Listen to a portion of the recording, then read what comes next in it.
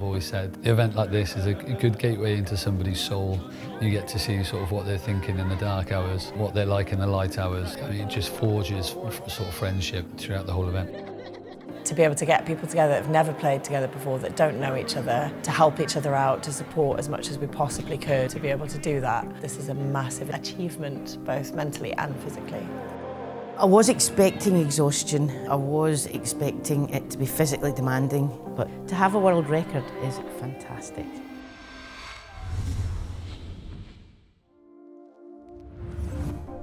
We're in Mullingar. We're about 45 minutes west of Dublin, and the reason that we're here is because it's the Lions Week, so Lions playing Argentina, and we're one of the partner charities for the Lions Trust. Longest Game of Rugby is a record held by Wooden Spoon, and about 18 months ago we had a conversation with LooseHeadz and discussed how we could set out to break that. So it was with the men, and then we set up with the ladies, and the whole idea of it was that we do something in collaboration to ensure that we raise as much money and awareness of both of the charities so that we could spend it where it's needed most, and in turn help the Lions Trust raise their profile to help injured players and retired players that need it as well. I think everyone was rearing to go. We'd all travelled in from different parts of mainly the UK, so there was lots of people coming together. The LooseHeadz knew each other and the Wooden Spoons kind of knew each other, and this was an amalgamation, two communities coming together, and it was fabulous. Just meeting people that you've been chatting to on a WhatsApp group for ages and actually seeing them in the flesh. It suddenly felt real as we all got there. Still lots of questions, not sure how it was going to go. There was nervous anticipation, definitely. Are we good?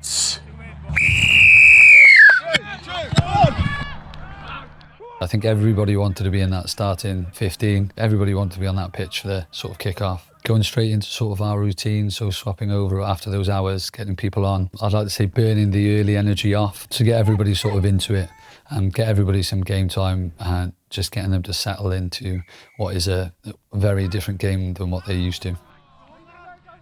The idea is to do the grueling in 36 hours, non-stop. We did anticipate like the first 6 hours is going to be like a bit high, but at some point it's going to tone down.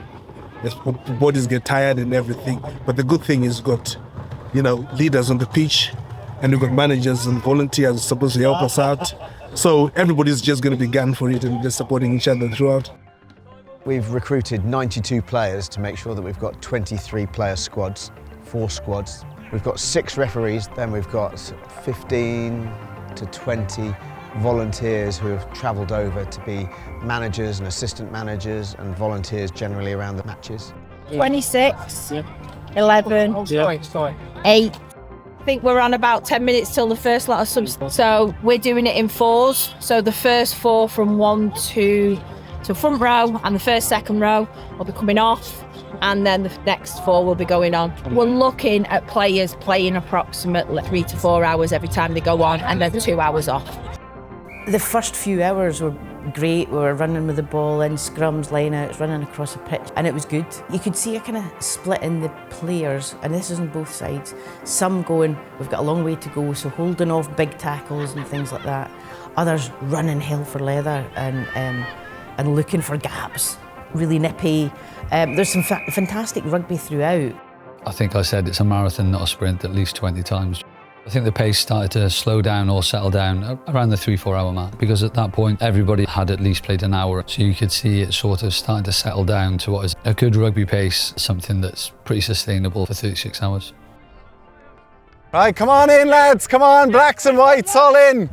For you guys, Wooden Spoon and LooseHeadz to come together, try and raise a world record, it's just amazing, so just take our hat off to you. They're 4 hours in, there's 32 hours still to go, but they've all got smiles on their faces, they're in great form, and it's raising money for unbelievable causes. It's definitely getting difficult now with the heat and the pace of the game starting to drift off a wee bit, but we are getting there. I've done a big stint now, 4 hours, so my feet are in bits, but it's good. The physios and the support this here is great, so it's keeping us going. It's definitely one that I think a lot of them weren't ready for, but it's spirits are good.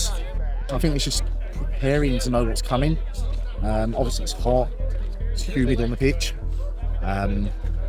but yeah, I think it's just aches and knots of the impact points that we're looking at the moment. But yeah, apart from that, yeah, can't really complain. It must be something sort of biological in people's bodies that when the sun disappears and the dark hours come, that naturally everybody starts to get a little bit quieter, naturally everybody gets a little bit slower. Oh, the night, it was freezing. Quite early on the dew started coming down. There was mist. I think some people did longer shifts overnight as well because some folk weren't coping with it. So there was lots of good team spirit doing that though. But yeah, it was hard. The night time was very hard. Coming up for the 20-hour mark, and the girls are doing absolutely amazing. They're a bunch of troopers, bunch of legends, and we've had a few injuries, not gonna lie. So the rotations, we're asking a lot of some girls. Some girls are playing 5 hours in a row. So it's a war of attrition, but it's a world record, and to get the world record, we knew we were going to have to go through these hard times. There was a bit of uncertainty about whether people would be able to sleep or not. So there was a tent on the side that had some camp beds in, but you went into the tent and you didn't want to put your torch on people because you didn't want to wake anyone up that was in there, but you couldn't see which beds were free or which beds weren't. So that was one of the tougher ones mentally, to know that people needed sleep, but knowing that a lot of people probably weren't sleeping. So when they came back on, they were not going to be bringing any energy because they couldn't. Very cold. It was, didn't plan for cold weather because I looked at the weather before I came, and yeah, just inappropriately dressed. So got some clothes from other people and was starting to warm up. But yeah, found some refuge on the side of the tent.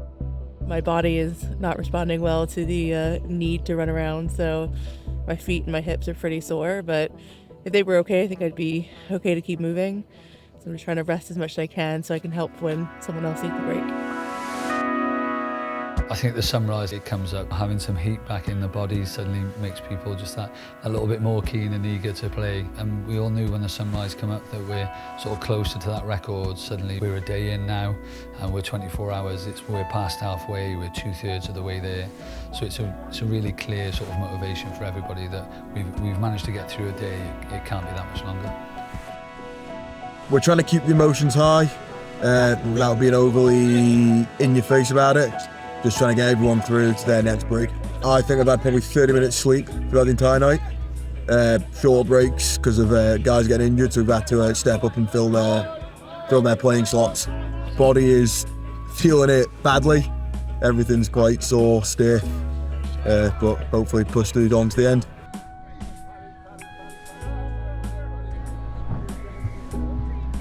Looks like I've melted a candle on them. Everywhere hurts, everywhere's screaming. I already have to just get to a chair and just let go rather than sit down like a normal human being. So I feel like the rest of my life I'm just going to be paying for this. We had a big clock on the side, so everyone was super aware of what the time was at all times and how long they'd been on the pitch. We knew that we had to beat the record of 24 hours and 5 minutes, but the time that you have as a break during the game obviously doesn't count. So even though the clock was saying 24, there's people in the background working out actually what does that clock need to look like for us to have officially broken that 24-hour record, taking into account the breaks. There was a bit of a countdown for it. 3, 2, 1! The ball went into touch, the whistle was blown, we'd hit the world record. Everyone was hugging, so excited, we've done it, you know, all of this suffering that we've had over the last 24 plus hours was just so worth it. I think we all needed it. Everyone started to get, I think, a little bit down and all about their injuries and swollen feet. But then since hearing about breaking the record, I think everyone's spirits are lifted. I think everybody that's been involved in the record attempt, both men and women, my heart goes out to them. But listen, no one said setting world records was easy, and you know that's worth a bit of pain, I'm sure. At the same time, raising a wonderful amount of money for great charities. The initial target was 100k. We've surpassed that now and we're at 110. And in terms of where that money will go, in terms of a LooseHeadz perspective, it's the positive aspect to place a mental health lead at every rugby club in the world and save lives and help us to break down the stigma that unfortunately still exists. We are very lucky as a charity with Wooden Spoon. The more money we raise, the more we can give away to the grants and the children that need it the most. So whether it's end-of-life hospice beds or sports ability equipment for children that wouldn't necessarily get to play any sport at all because of their disabilities. Honestly, I am never ever more proud or surprised or engaged with our volunteers. They put themselves through some things, some weird and wonderful things, but they ultimately know that it's helping people that would love to be in this position, whether they've lost their lives, whether they've got children that aren't able-bodied, or mentally they can't get themselves out of bed in the morning. So, you know, they physically and emotionally are putting themselves through this for people that they know it will really help. So Wooden Spoon, it's very close to my heart. They do a lot of work with children with disabilities. My son Harrison has Down syndrome, so they've put on a lot of opportunities for him and his team. So you get to meet other children, other families, other teams and communities that are just fantastic to be part of. So it feels right to do something like the Longest Game, to give back to Wooden Spoon, something that they've given my family the opportunity to be involved. Towards the end of the match, we had a lot more injuries and people were struggling. Feet were sore, legs were sore. The slightest thing was actually hurting. So we tried to slow things down a bit and go shorter periods, see if people could last shorter periods. Asking, we were all asked on both sides how many of us wanted to carry on. We finally got to a point and then there was just too many injuries, too many knocks, and not enough players could stay on the pitch on both sides. So unfortunately that was the end of our game. So much to be proud of. You've achieved so much. You've achieved more than a lot of people could achieve. I wouldn't have done that. You guys have achieved something really remarkable. World record holders. Guys, be proud. That was probably the biggest emotional part, because you've got some people who know they can't carry on, and I would imagine they probably feel that they're letting everybody down. You've got the other people on that team that are thinking, we feel like we're letting the opposition down now, but we want to play. You've got the players who were like, come on, let's go, like I've got loads of energy.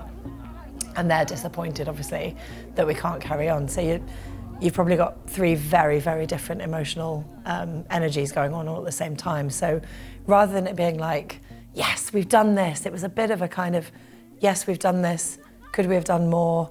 Oh my gosh, have I let people down? It was a bit of a weird vibe at the end. It's sad that we didn't get further, but we're world record holders. You know, it's not an easy thing to do, so yeah, proud of every single one of them. It's an endurance event. Like, I've done a lot of endurance training ready for this, but it's nowhere near to what I thought it was going to be. Just the staying on your feet, being on the pitch, getting the ball, passing, catching, coordination, and then just being tired is the main thing. As more people get injured, the breaks become less and less. So the white team particularly are reduced down to 45 minutes every 5 hours, I think, some of them like that. So it's really arduous. It does feel like we've obviously played a lot of rugby so far, but as things get nearer the end of it, each hour seems to be longer, and obviously you're carrying injuries and fatigue and doing more and more work. But there's a definite sense that we can achieve it now. I thought there's only one thing to do with this to finish it.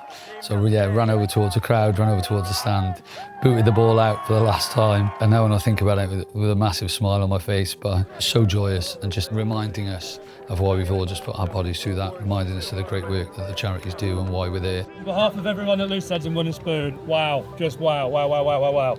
36 hours of rugby. Bloody hell, I'm actually shaking. And I know all of your legs will be shaking as well, but yeah, bloody hell. Yeah, this has been, what a special couple of days in Mullingar, right?